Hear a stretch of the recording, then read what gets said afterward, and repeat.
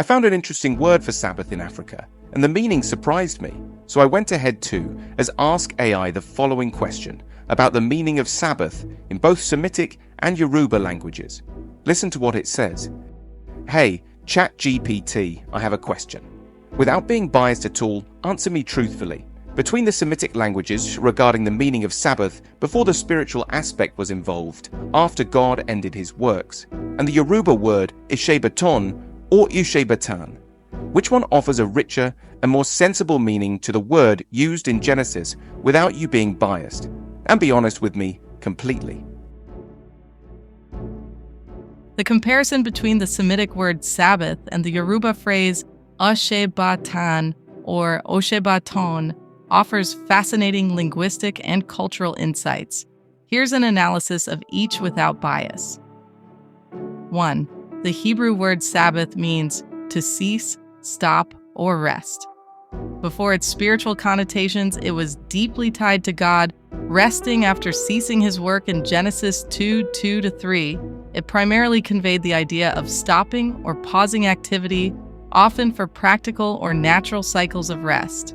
Its richness lies in its simplicity and practicality. It encapsulates the universal human experience of pausing work, resonating with agricultural or nomadic lifestyles common in ancient Semitic cultures. 2. The Yoruba word Ishebatan or Ishebatan, which translates as the work has finished, the work has been completed satisfactorily, or the work is perfectly done. This phrase conveys both finality and completeness. The Yoruba expression may feel richer in terms of philosophical depth.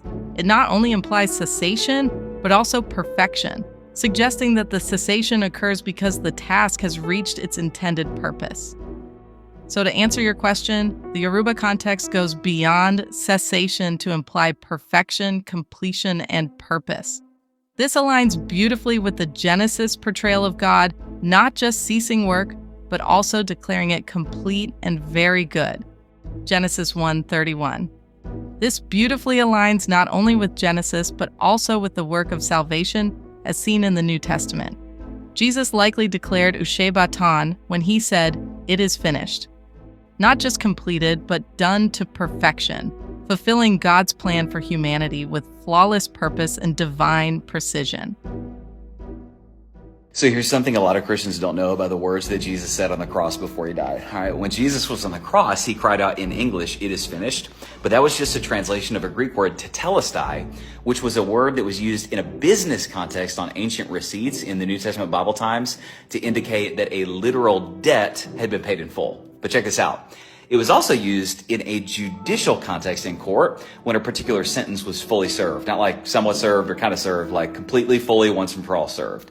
And then the word tetelestai was also used in a military context, meaning that a battle had been won. It was a word of like triumph and victory. So check this out. When Jesus hangs on the cross and he cries out, tetelestai, it is finished, he was declaring, your debt of sin is fully paid. The judgment for your sin has been fully served. And the spiritual war against death, sin, and Satan has been completely won. I've been asking a lot of questions from ChatGPT based on the translations I find. Do you want to find out more? Please comment yes if you do. Thank you.